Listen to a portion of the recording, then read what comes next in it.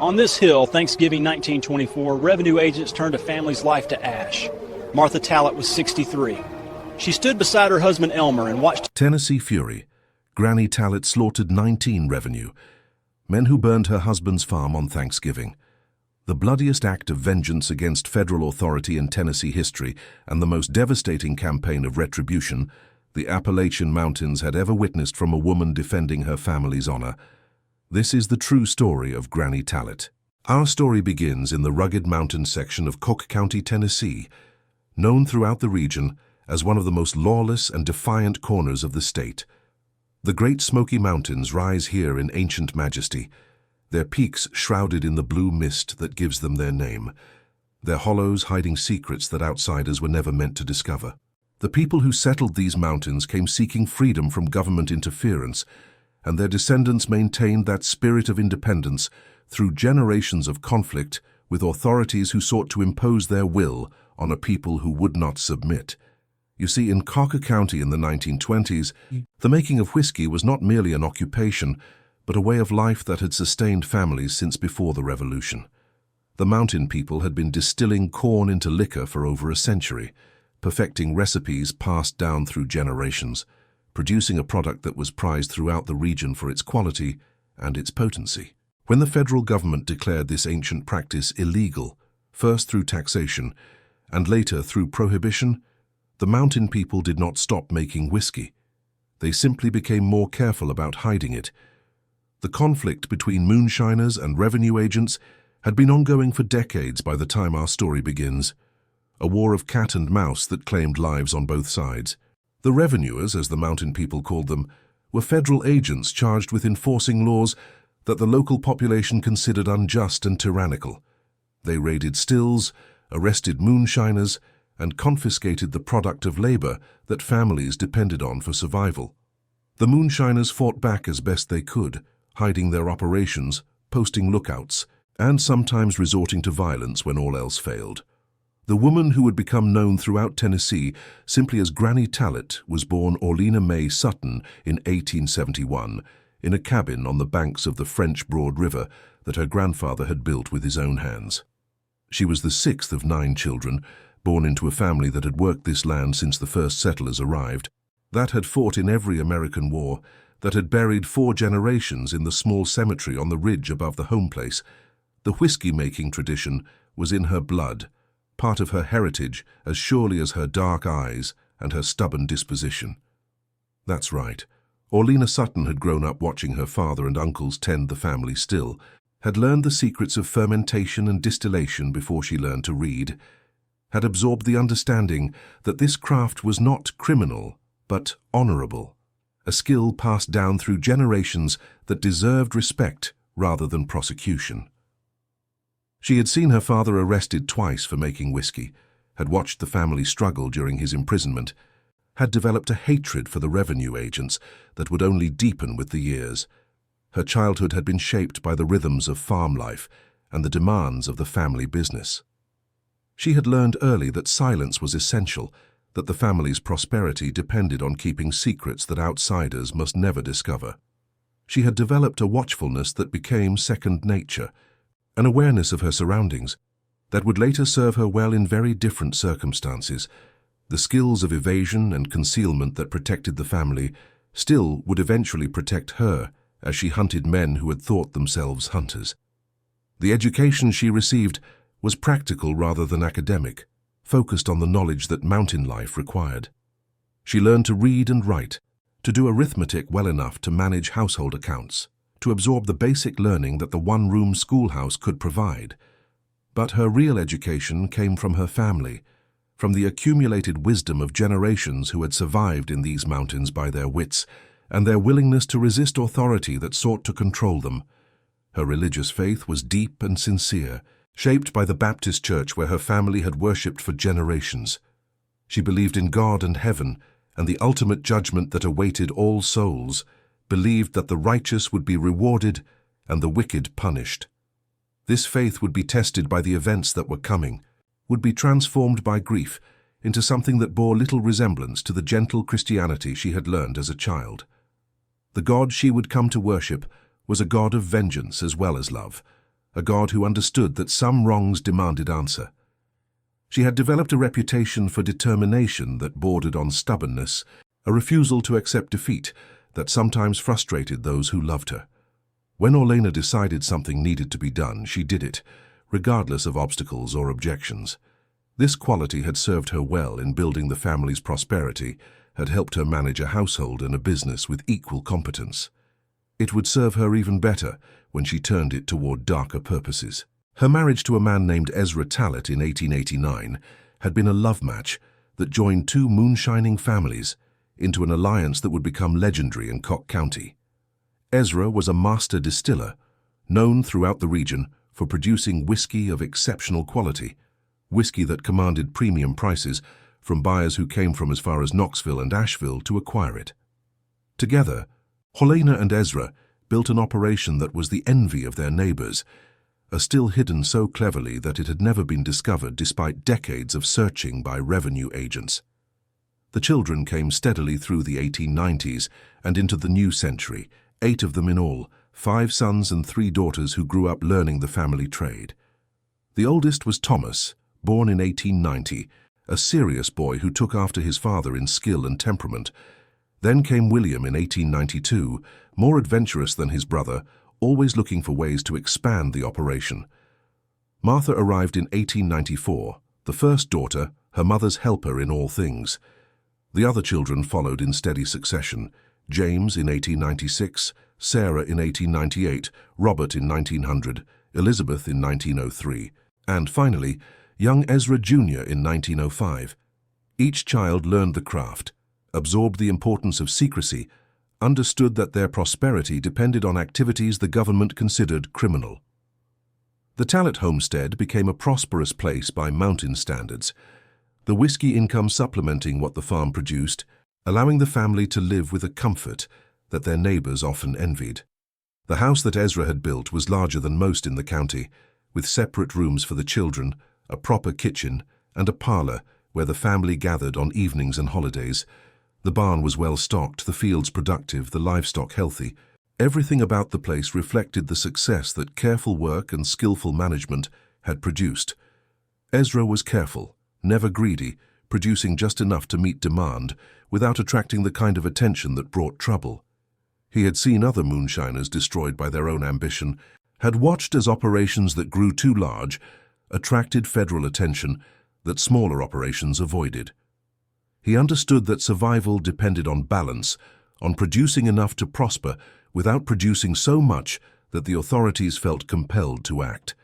By 1925, Orlena Talat was 54 years old, was known throughout Cock County as Granny Talat, despite having only 4 grandchildren at the time. The title was one of respect rather than simple description, acknowledging her status as a matriarch whose wisdom and determination had helped build the Talat family into one of the most successful clans in the region. She stood 5 feet 2 inches tall, weighed perhaps 110 pounds, and looked exactly like what she was, an aging mountain woman whose life of hard work had left its marks on her body but not on her spirit. The Talat operation had survived Prohibition's arrival in 1920 by becoming even more careful, even more hidden, even more secretive about who was trusted with knowledge of their activities. Ezra had expanded production to meet the increased demand that Prohibition created, but he had also increased security, posting lookouts at every approach, developing signals that would warn of any stranger's arrival, building escape routes that would allow the family to disappear into the mountains at the first sign of trouble.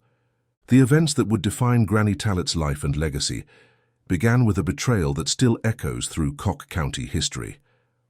A cousin named Vernon Sutton, Orlena's own blood relation, had fallen into debt and had purchased his freedom by providing information to the revenue agents about the Talat operation. Vernon told them everything: where the still was hidden, how to approach it without being detected, when the family would be most vulnerable. The information was worth a fortune to the agents, and Vernon collected his 30 pieces of silver without apparent remorse. Now, to understand what happened on Thanksgiving Day 1925, you need to understand the relationship between the Talat family and the federal agents who had been hunting them for years. That's right. The lead agent assigned to Cock County was a man named Franklin Morse, a zealot who had made the destruction of mountain moonshining operations his personal crusade. Morse was 45 years old, a veteran of dozens of raids, a man who believed that he was doing God's work by enforcing laws that the mountain people considered unjust. He had tried to find the Talit still for over 5 years, had failed repeatedly, and had developed an obsession with bringing the family to justice. When Vernon Sutton appeared at Morse's office with detailed information about the Talit operation, the agent saw an opportunity to achieve the victory that had eluded him for so long. He assembled a force of 19 men, the largest raiding party ever organized in Cocker County, and planned an attack that would not merely destroy the still, but send a message that no moonshiner in the region would ever forget. The date he chose was Thanksgiving Day, when the family would be gathered for their holiday celebration, when their guard would be down, when the destruction would be most devastating. And that's when the tragedy began to unfold. You see, the Talit family had gathered at the homestead for Thanksgiving, as they did every year, 3 generations coming together to celebrate the holiday and to give thanks for the blessings of the past year. Ezra had slaughtered a pig for the occasion, and the women had been cooking for days, preparing the feast that would feed over 30 people. The children were playing in the yard, the men were talking and laughing, and no one suspected that 19 armed men were approaching through the forest, guided by a traitor who knew exactly where to lead them. The raid began at mid-afternoon, just as the family was preparing to sit down to their Thanksgiving meal. The revenue agents emerged from the forest on all sides, rifles raised, shouting orders for everyone to freeze. The scene erupted into chaos as children screamed and adults scrambled to respond to the sudden threat. Ezra tried to reach for a weapon, and the first shots were fired, bullets striking the house and the outbuildings as the agents responded to what they perceived as resistance. The family had been caught completely by surprise, their normal vigilance abandoned for the holiday celebration. The lookouts, who would normally have warned of any approach, had been called in for the meal, leaving the approaches unwatched for the first time in years. The signals that would have alerted the family to danger were never given, because no one was watching for danger. It was a perfect moment for an attack, and Vernon Sutton had known it would be. The chaos of those first moments would haunt the survivors for the rest of their lives. Children ran screaming in every direction, not knowing where to go or what to do. Women grabbed babies and tried to shield them, uncertain whether the shooting would continue or stop. Men reached for weapons that were not within reach, cursed themselves for their carelessness, tried to organize a response that the circumstances made impossible. What happened next would be disputed for years, with the agents claiming they had acted in self-defense, and the surviving family members insisting that the violence had been unprovoked and excessive.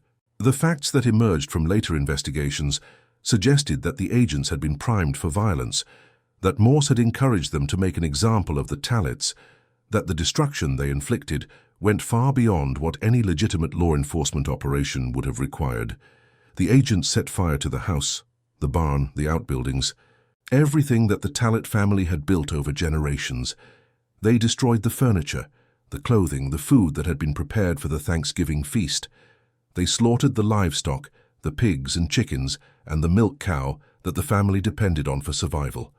They found the still and smashed it to pieces, poured out the whiskey, demolished the equipment that represented years of careful accumulation. But the worst was yet to come. Ezra Talit, 60 years old and in failing health, had tried to save some of his family's possessions from the flames.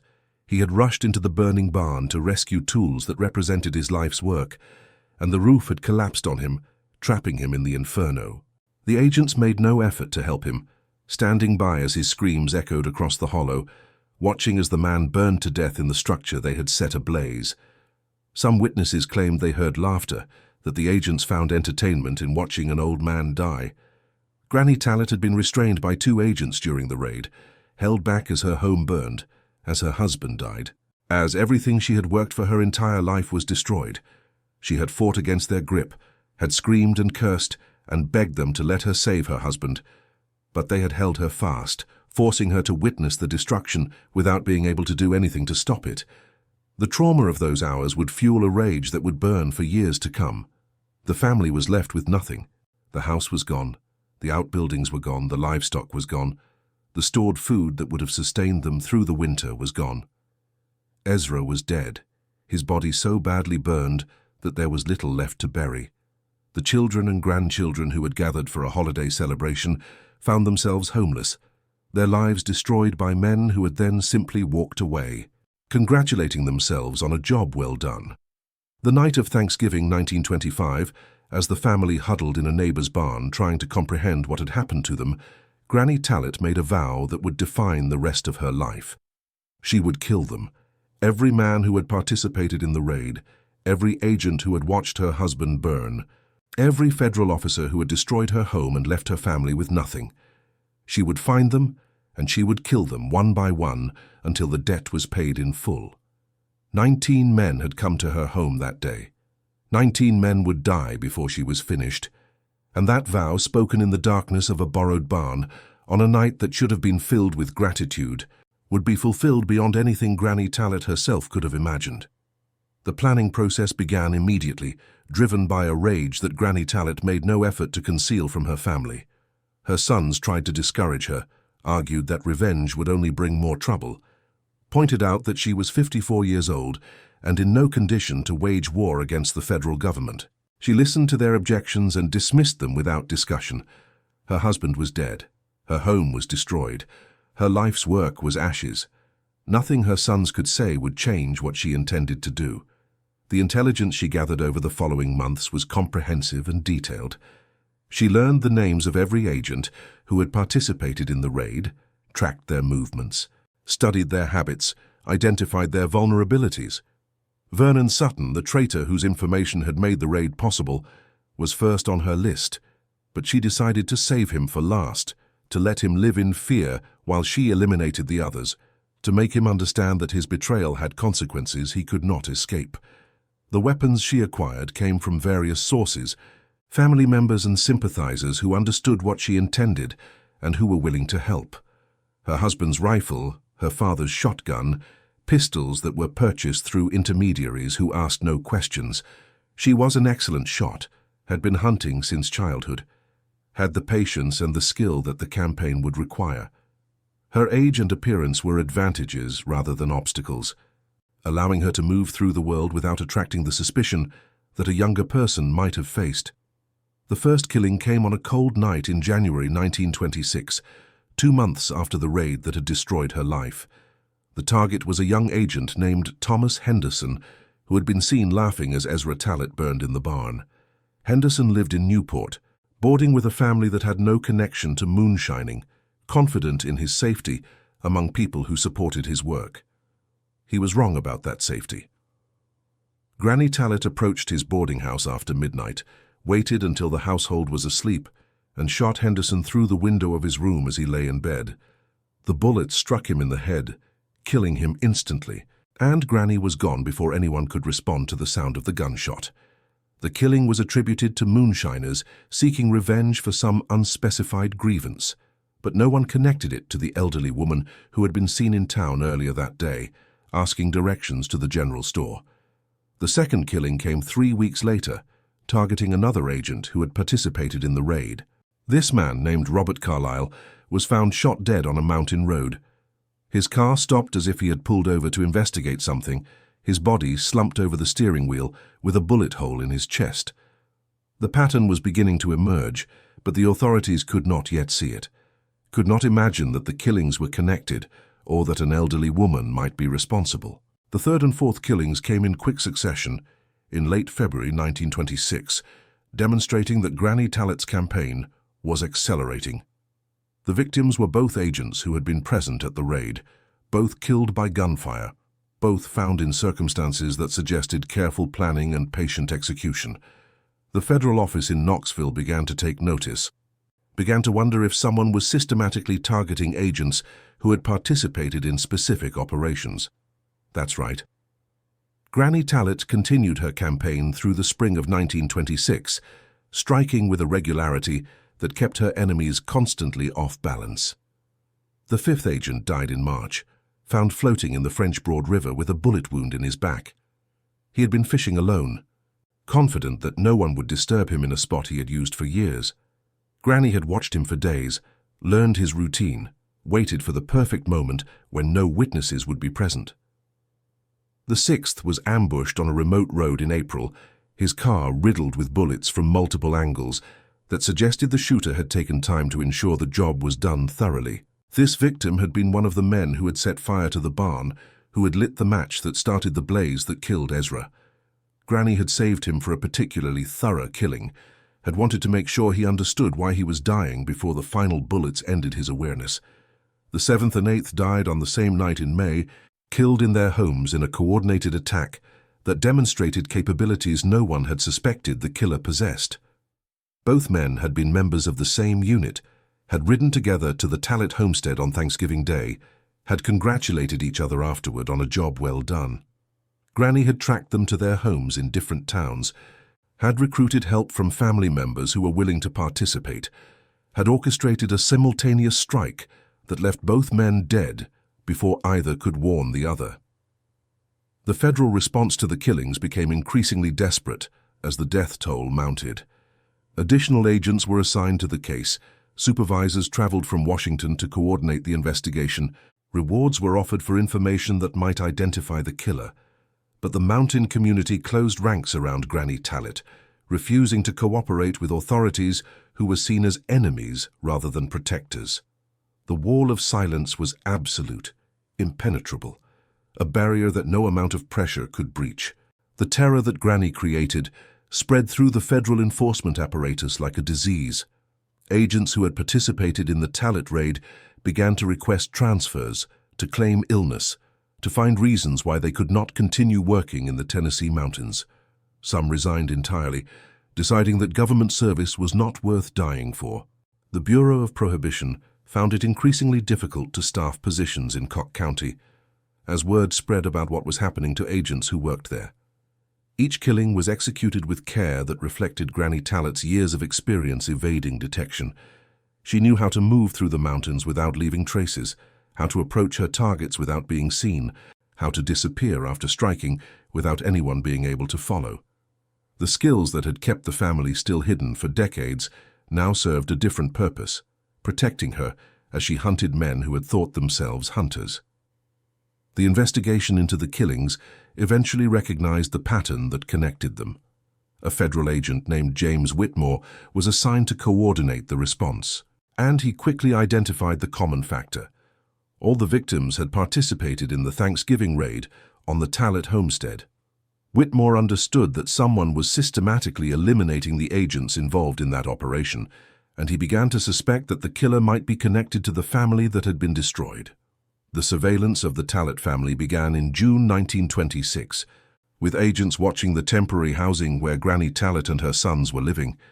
They observed her movements, noted her activities, looked for any evidence that might connect her to the killings. What they saw was an elderly woman going about the ordinary business of survival, attending church, visiting neighbors, showing no signs of the rage that burned inside her. The ninth killing came on a night when Granny Tallet had been under observation for weeks. She had identified the watchers almost immediately, had adapted her methods to account for their presence, had developed ways of striking that the surveillance could not detect. Her sons served as intermediaries, carrying messages, providing transportation, creating alibis that seemed unassailable. The family operation that had hidden moonshine for decades now hid something far more dangerous. The 10th and 11th killings followed the same pattern, occurring while Granny Tallet was visibly elsewhere, her presence confirmed by witnesses who had no idea they were providing an alibi for murder. Agent Whitmore was forced to admit that his surveillance had failed to produce any useful evidence, that whoever was killing his colleagues was too clever to be caught by conventional methods. The investigation was not abandoned, but its focus shifted to other possibilities, and that's when Granny Tallet resumed her direct involvement. The 12th killing came in August 1926, targeting Franklin Morse himself, the leader of the raid who had watched Ezra Tallet burn without lifting a finger to help. Granny had saved him for later in her campaign, had wanted him to experience the fear of watching his colleagues die one by one, had wanted him to understand that his turn was coming and that nothing could prevent it. When she finally came for him, she took her time. Morse was found in his home in Knoxville, dead from multiple gunshot wounds that suggested he had been shot first in the legs, then in the arms, then finally in the chest. The wounds indicated that he had been alive for some time after the initial shots, that he had suffered before the final bullet ended his pain. Granny Tallet had wanted him to suffer, and she had ensured that he did. The killing of Morse elevated the case to national attention, drawing coverage from newspapers across the country. A federal agent had been murdered in his own home, killed in a manner that suggested torture, and the authorities had no idea who was responsible. The investigation intensified, with additional agents assigned to the case, additional resources devoted to finding the killer. But Granny Tallet remained invisible, protected by a community that shared her hatred of the revenuers and that would never betray her, regardless of what the government offered. The 13th killing came in September 1926, the 14th in October, the 15th in November. By the first anniversary of the raid, 15 of the 19 agents who had participated were dead, and the survivors had fled Cock County, seeking safety in cities where they hoped the killer could not find them. But Granny Tallet found them anyway, tracking them through networks of information that extended far beyond the mountains, following trails that led her to places she had never visited, but where her reputation had preceded her. The 16th agent died in Nashville, shot through the heart as he walked to his car after leaving a restaurant. The 17th was killed in Memphis, found in his apartment with a single bullet wound to the head. The 18th died in Chattanooga, his body discovered in an alley behind the boarding house where he had been hiding under an assumed name. Granny Tallet's reach extended across the state, demonstrating that distance provided no protection against her vengeance. The 19th killing came on Thanksgiving Day, 1926, exactly 1 year after the raid that had started everything. The target was Vernon Sutton, the traitor whose betrayal had made the raid possible, the cousin who had sold his family for money. Granny had saved him for last, had wanted him to spend the year knowing that his time was running out, had wanted the anniversary of his betrayal to be the date of his death. Vernon had tried to flee, had left Tennessee entirely, had hidden in Kentucky under a name he thought no one would connect to him. But Granny found him, tracked him through relatives who owed her more than they owed the man who had betrayed their blood. She arrived at his hiding place on Thanksgiving morning, found him alone in the cabin where he had been staying, and spent several hours with him before ending his life. What passed between them during those hours was never recorded, known only to Granny and to the man she killed. But when Vernon's body was found, the evidence suggested that his death had been neither quick nor merciful. He had been shot in multiple places, wounds that were designed to cause pain rather than death, and the final bullet had come only after he had suffered considerably. The message was clear. Betrayal of family carried consequences that mere death could not adequately address. And then, as suddenly as it had begun, the campaign ended. Granny Tallet was arrested 3 weeks after Vernon's death, identified through a witness who had seen her in Kentucky and who had been persuaded to talk by the promise of reward money. The case against her was built on circumstantial evidence, witness testimony that placed her near several of the killings, and the obvious motive that the raid on her home provided. She did not deny what she had done, seemed almost proud of it, faced her accusers with a defiance that made clear she had no regrets.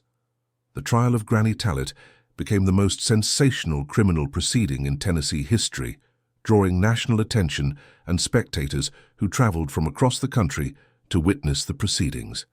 The courtroom was packed every day, with crowds gathering outside to follow the testimony through updates provided by those who had seats inside. Newspapers covered every development, making Granny Tallet a celebrity whose story was known to millions who had never heard of Cock County. The scene inside the courtroom was remarkable for its contrasts. The defendant was a small, elderly woman dressed in plain mountain clothing, her grey hair pulled back in a simple bun, her face lined with the evidence of a hard life. She sat quietly through the proceedings, her expression revealing nothing of what she felt about the testimony being presented. Beside her sat lawyers who had volunteered to represent her, men who believed that her case represented something larger than a simple murder trial.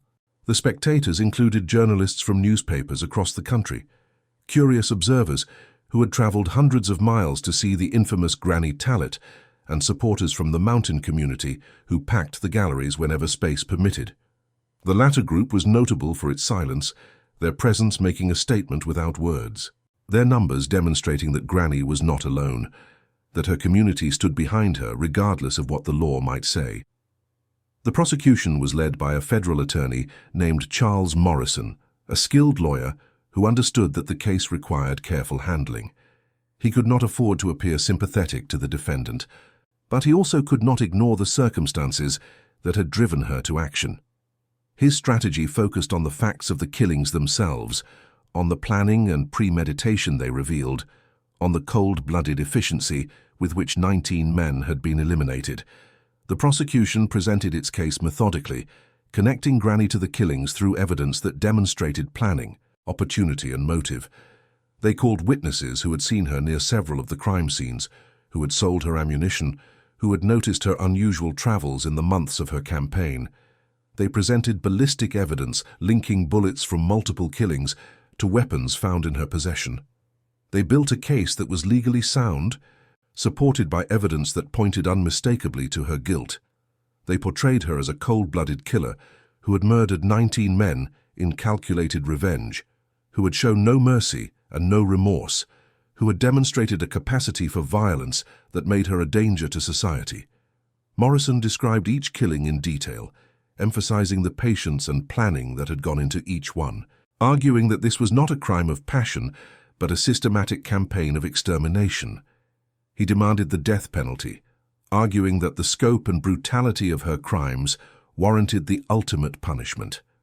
The defense was led by a local attorney named Thomas Mitchell, a man who had grown up in Cock County and who understood the community from which Granny came. Mitchell had taken the case without fee, believing that it represented an opportunity to put the federal government's tactics on trial. He was assisted by a team of volunteer lawyers who shared his commitment, creating a defense that was far more capable than anyone had expected. The defense argued that Granny had been driven to her actions by circumstances that left her no other choice. They described the raid that had destroyed her home, the death of her husband in flames that the agents had set, the devastation that had left her family with nothing. They presented witnesses who testified to the agents' brutality, who described the laughing and the celebration as the Tallet homestead burned. They asked the jury to understand, if not to forgive, what Granny Tallet had done. The jury deliberated for 3 days, longer than anyone had expected, suggesting that the decision was not as straightforward as either side had hoped. When they finally returned, their verdict reflected the complexity of the case and the impossibility of simple judgments, guilty of voluntary manslaughter on 19 counts with a recommendation for the minimum possible sentence. The verdict was a compromise, an acknowledgement that Granny had committed terrible acts, while simultaneously recognizing the circumstances that had driven her to them. The judge, a man named William Harrison, who had no connection to either the moonshining community or the federal government, sentenced her to 19 concurrent terms of 3 years each, with eligibility for parole after 2 years. It was the most lenient sentence the law would allow, and it meant that Granny Tallet, at 56 years old, might actually live to see freedom again. Granny Tallet served 18 months at the Tennessee State Penitentiary for Women before being released on parole in 1928. She returned to Cock County, to the mountains she had never wanted to leave, to the land where her husband was buried, and where her children had rebuilt a home from the ashes of what the agents had destroyed. She never spoke publicly about the campaign that had made her famous, never granted interviews to the journalists who sought her out, never confirmed or denied the details that had emerged during her trial. The years following her release were quiet ones, marked by the rhythms of mountain life that had always defined her existence. She lived with her eldest son and his family, helped raise grandchildren who had been born while she was in prison, resumed her place as the matriarch of a clan that had been tested by fire and had emerged stronger. The whiskey-making resumed as well, more carefully than ever, hidden from authorities who no longer had the will or the resources to pursue the Tallets. She died in 1942 at the age of 71, passing peacefully in her sleep in the cabin that her family had rebuilt on the site of the home that had been destroyed. She was buried beside her husband Ezra in the family cemetery on the ridge, the grave marked by a stone that bore only her name and dates, no epitaph that might summarize a life that defied simple description. The funeral was private, limited to family, conducted without the publicity that had accompanied her trial. The aftermath of Granny Tallett's campaign reshaped federal enforcement in the Tennessee mountains for a generation. The exposure of the agent's conduct during the Thanksgiving raid, which came out in detail during the trial, generated outrage that reached all the way to Washington. Congressional hearings were held to examine enforcement tactics, with witnesses testifying about abuses that had been occurring for years without oversight or accountability. Investigations were launched into the tactics used by revenue agents, revealing patterns of excessive force and destruction that extended far beyond the Tallett case.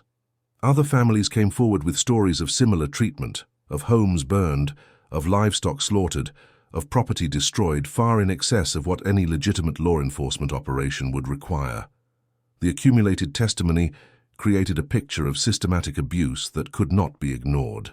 New guidelines were established for conducting raids, limiting the destruction that agents could inflict and requiring proportional response to the threats they encountered. Supervisors who had encouraged excessive violence found their careers quietly ended, transferred to desk jobs, or encouraged to resign. The message from Washington was clear.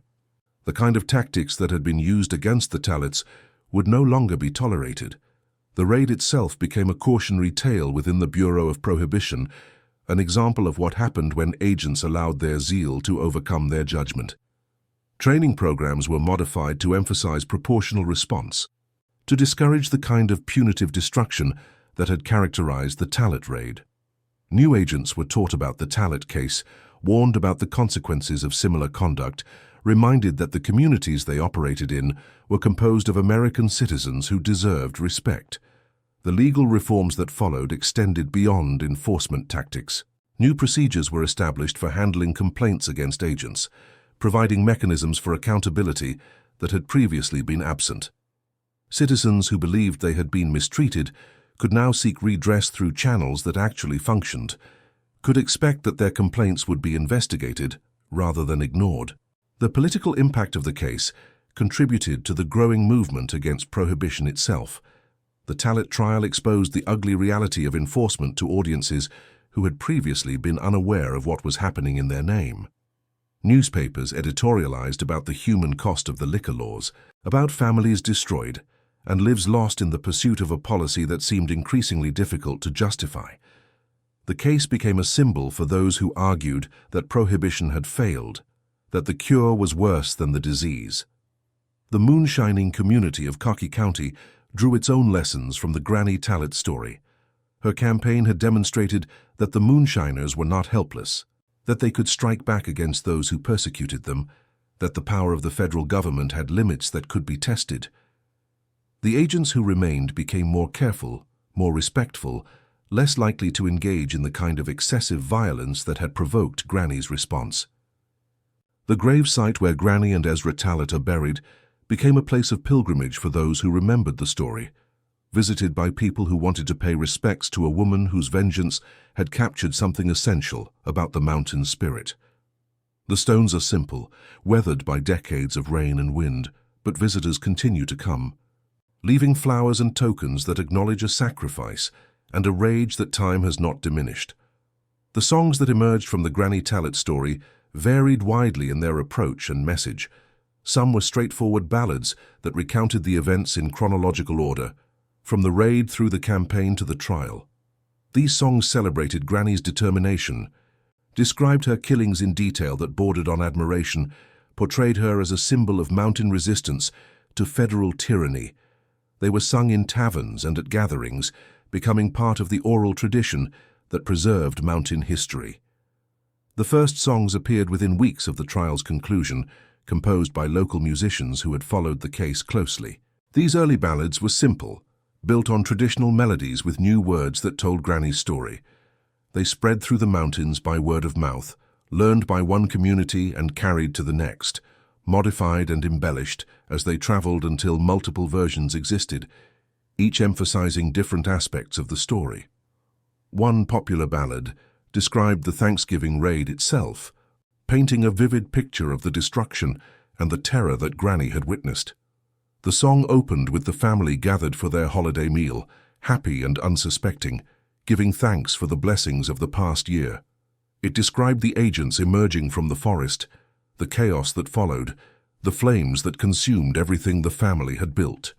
The song captured the agents' brutality, the burning of the home, the death of Ezra in the flames. The most powerful verses described Ezra's death in detail that made listeners feel they were present. The song imagined his thoughts as he ran into the burning barn, his determination to save what he could, his horror as the roof collapsed around him. It described his screams echoing across the hollow, the agents watching without lifting a finger to help, the laughter that some witnesses claimed to have heard. These verses were designed to provoke rage, to make listeners understand why Granny had done what she did.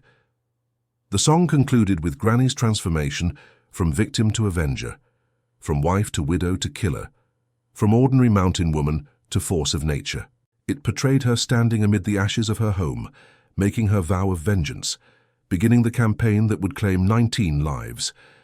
The image became iconic, repeated in countless retellings, a symbol of what happens when authority pushes too far. Another song told the story from the perspective of the agents, describing their growing terror as their colleagues died one by one around them. This song was darker than most, capturing the fear that must have consumed men who understood that death was hunting them. It described sleepless nights and constant vigilance, the sound of every creaking board or rustling leaf becoming a potential warning of doom approaching. The song imagined the agents' attempts to flee, their efforts to hide, their final understanding that nothing could protect them from the vengeance they had earned. It described men who had once swaggered through the mountains, now cowering in cities, looking over their shoulders constantly, jumping at shadows. It portrayed their deaths in detail, each one a small story of hubris meeting its inevitable end.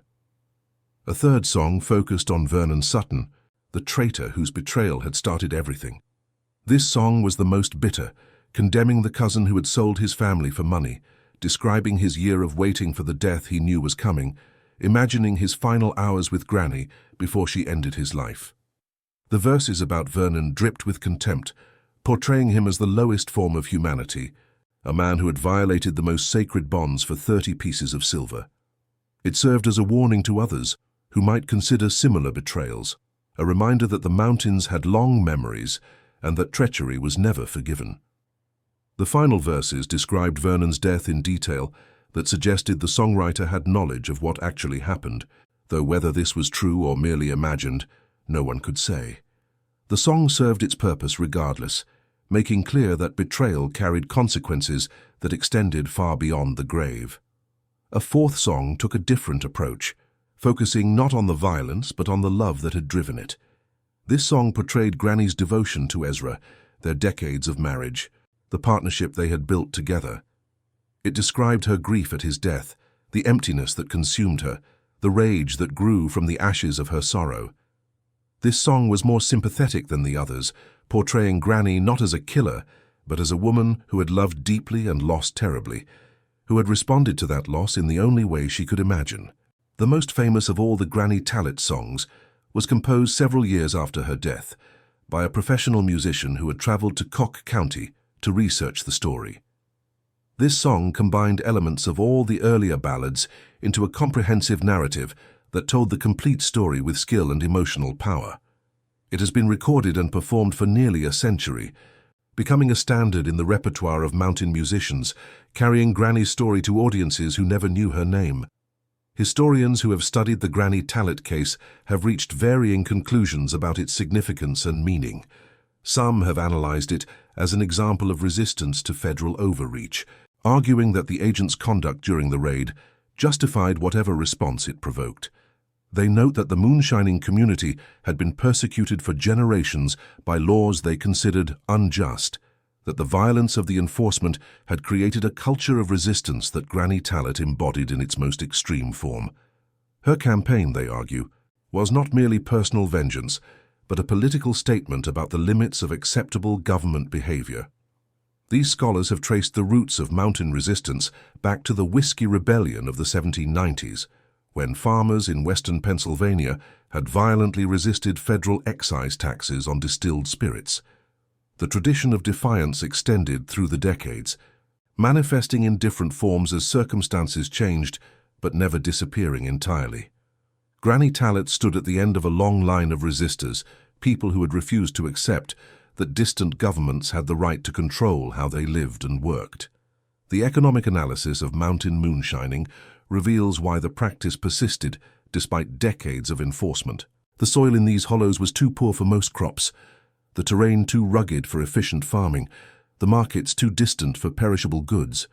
But corn could be grown, and corn could be converted to whiskey, and whiskey could be transported over bad roads to markets where it commanded good prices. Moonshining was not merely tradition, but economic survival. The only way many families could generate the cash they needed for goods they could not produce themselves. Others have focused on gender dynamics, noting that Granny's status as an elderly woman gave her advantages that younger or male perpetrators would not have enjoyed.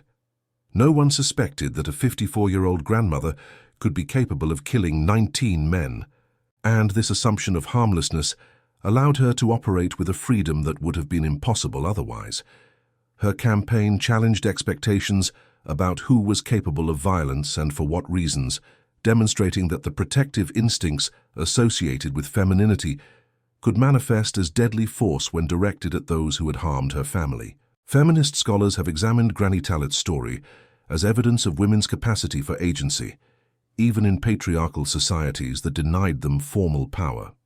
Denied access to courts and legislatures, excluded from the official channels through which grievances might be addressed, she created her own form of justice. Her campaign was not an abandonment of feminine values, but an expression of them.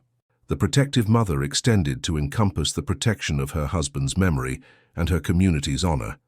Still others have examined the case as a turning point in the history of prohibition enforcement, the moment when the federal government was forced to acknowledge that its tactics had consequences. The deaths of 19 agents, combined with the publicity generated by the trial, created pressure for reform that might not have existed otherwise. Granny Tallet's campaign, however brutal, achieved results that years of peaceful resistance had failed to produce. The reforms that followed saved other families from experiencing what the Tallets had experienced. The legal scholars who have studied the case have focused on the trial itself, particularly the jury's decision to convict on voluntary manslaughter rather than murder. This verdict represented a significant departure from the legal standards that should have applied, a recognition that the community valued Granny Tallet's grievance more than it valued strict adherence to law. The jury nullification, though never explicitly acknowledged, demonstrated the limits of legal authority in communities where that authority was not respected. You see, what Granny Tallet did cannot be justified by any conventional legal or moral framework. She killed 19 men, most of them shot without warning, without any opportunity to surrender or defend themselves. The fact that her victims had participated in the destruction of her home and the death of her husband does not eliminate the fact that she acted as judge, jury, and executioner, taking lives that were not hers to take. Any society that hopes to maintain order must condemn vigilante killing, regardless of the grievances that motivate it. And yet her story cannot be simply condemned, reduced to a tale of criminality that teaches only the obvious lesson that murder is wrong. She was a woman whose husband had been burned alive by men who faced no accountability for their actions, whose home had been destroyed by agents who celebrated the destruction, whose life had been shattered by a government that seemed to view mountain people as enemies rather than citizens. The system that should have protected her family had instead become the instrument of their destruction. What options did she have? What would anyone do when faced with such loss and such complete absence of justice? Her story challenges us to consider the relationship between law and justice, between what is legal and what is right. The raid on the Tallet homestead violated no federal law, was conducted by agents operating within the scope of their authority. But it was not just. The excessive destruction, the celebration of violence, the death of Ezra Tallet in flames that no one tried to extinguish, these actions were legal, but they were not right. Granny Tallet created accountability where none existed, demonstrated that power had limits, and forced changes that benefited everyone who lived under the threat of such raids. The specific circumstances that produced the Granny Tallet story, prohibition, and the moonshining culture it criminalized have passed into history. The laws that made whiskey illegal were repealed in 1933, and the federal agents who once hunted moonshiners turned their attention to other targets. But the underlying questions that her story raises have not disappeared. When does resistance to unjust authority become justified? What do we owe to those who suffer at the hands of governments that are supposed to protect them? How do we balance the need for order against the demands of justice? The descendants of the Tallet family still live in those Tennessee mountains, carrying the memory of Granny through the generations. Family reunions include visits to her grave, moments of reflection on a woman whose name still commands respect throughout the region. The whiskey-making tradition continues, legal now but carrying echoes of the time when it required courage and secrecy. The mountains that sheltered Granny as she hunted her prey still shelter her descendants, still keep their secrets, still remember what happened during those terrible years. The mountains of Cock County remain today, much as they were in 1925, ancient and patient and indifferent to human drama. The hollows still shelter families who have lived there for generations, descendants of the people who gathered for Granny's funeral and mourned a woman whose life had encompassed both terrible loss and terrible vengeance. The French Broad River still flows through the valley, carrying water that has witnessed centuries of human drama downstream toward the Tennessee River and eventually to the sea. The community that surrounds the old Tallet land has changed in many ways since 1925, connected now to the broader world through roads and communications that were impossible in Granny's time. Young people leave for cities, seeking opportunities that the mountains cannot provide, and the population of the county has declined with each passing decade. The moonshining culture that produced the conflict has largely faded, replaced by legal distilleries that produce whiskey for tourists who want to taste authentic mountain spirits.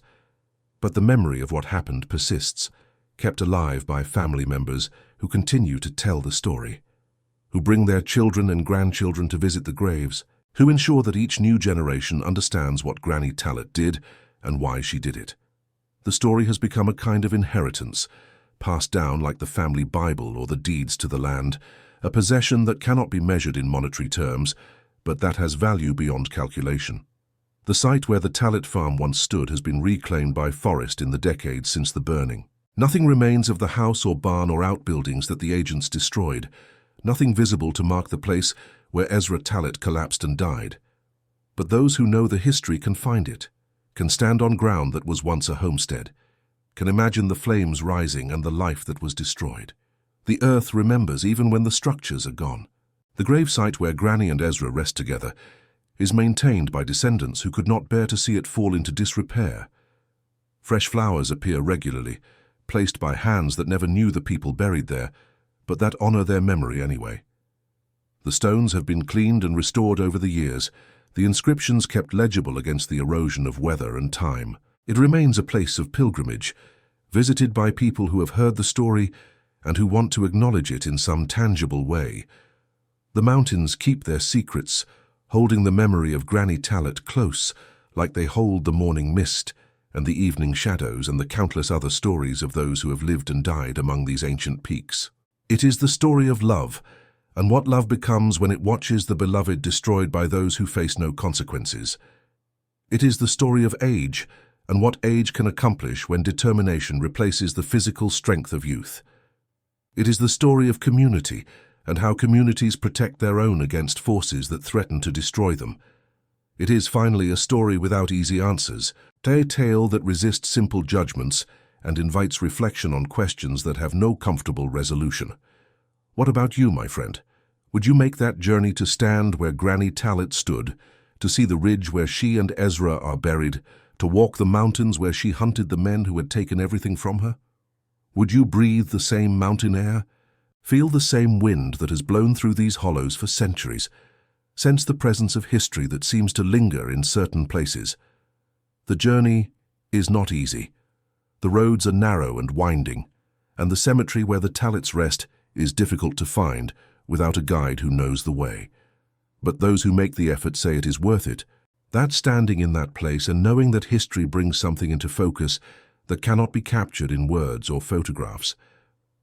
The drive from Knoxville takes several hours, winding through mountains that seem to rise higher with each passing mile. The pavement gives way to gravel in places, and the gravel gives way to dirt roads that require careful navigation. The smoky mountain mist that gives the region its name settles over the peaks and hollows, creating an atmosphere that feels timeless, unchanged from the days when Granny Tallet walked these same paths, hunting men who thought themselves hunters. The community welcomes visitors who come with respect, who want to learn rather than gawk, who understand that they are entering a place with deep history and strong traditions. The people who live here are proud of their heritage, proud of the ancestors who refused to submit to authority they considered unjust, proud of the woman who demonstrated that mountain people would not be pushed too far without pushing back. They will share their stories if asked politely, will point the way to the graves, will help visitors understand the context that makes Granny Tallet's story comprehensible. The cemetery where Granny and Ezra rest sits on a hillside overlooking a hollow that was once filled with homesteads like theirs. Most of those homesteads are gone now, reclaimed by forest or replaced by different structures, but the cemetery endures, maintained by descendants who understand its importance. The stones date back generations, recording names and dates that tell the story of families who lived and died in these mountains. The Tallet stones are among the most visited, marked by the tokens and flowers that pilgrims leave behind. Standing at those graves, looking out over the mountains that Granny knew so intimately, one can almost feel her presence lingering in the wind that rustles through the trees. She is gone, of course, has been gone for decades now, but what she did remains, preserved in memory and in song, and in the lessons that her story teaches. The questions she forces us to ask, about justice and vengeance and the limits of what any person should be expected to endure, have no easy answers, which is perhaps why her story continues to resonate so deeply with all who hear it. The story of Granny Tallet endures because it speaks to something fundamental in the human experience. It is the story of love and what love becomes when it watches the beloved destroyed by those who face no consequences. It is the story of age, and what age can accomplish when determination replaces the physical strength of youth. It is the story of community, and how communities protect their own against forces that threaten to destroy them. It is, finally, a story without easy answers, a tale that resists simple judgments and invites reflection on questions that have no comfortable resolution. The lessons of her story remain relevant even today.